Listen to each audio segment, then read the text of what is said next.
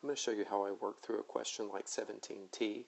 Then I want you to go to page 14 and try 18s on your own. 17t reads, what change needs to be made in sentence 15?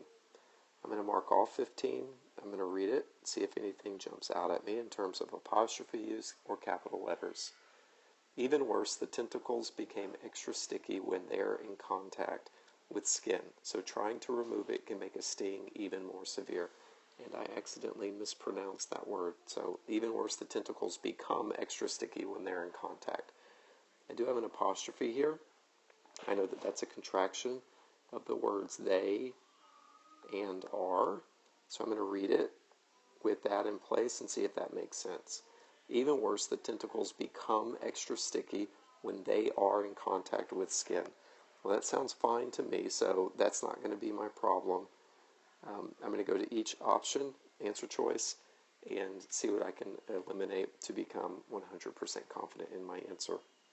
So A reads change become, which is present tense, to became, which is past tense. And let me see what that looks like. Even worse, the tentacles became extra sticky when they are in contact with skin. Now, when I do this, I would do it only because all of the other verbs in the passage are past tense also. So if I see evidence that there are present tense verbs in the passage, this is not a change that I want to make. And when I look closely, starting with sentence 13, perhaps the most frightening creature in the world is, present tense, the box jellyfish, which is found in many of the world's oceans. The tentacles of this jellyfish are covered with thousands of stinging cells. So I can see pretty clearly that present tense is what I need to keep in this passage, and I can eliminate answer choice A. So B, change there to their, the possessive word. This is one that I already took a look at when I was paying attention to my apostrophes, and I already confirmed that they are is the word that I want to have. So I can eliminate B. C asks me to delete so. Let's see what happens when I do that. Even worse, the tentacles become extra sticky when they're in contact with skin. Trying to remove it can make it sting, can make the sting even more severe. If I take out that fanboys conjunction so, then what I end up with is a comma splice, two independent clauses that are separated with only a comma, and that's not a good thing. That's not something that I want to do.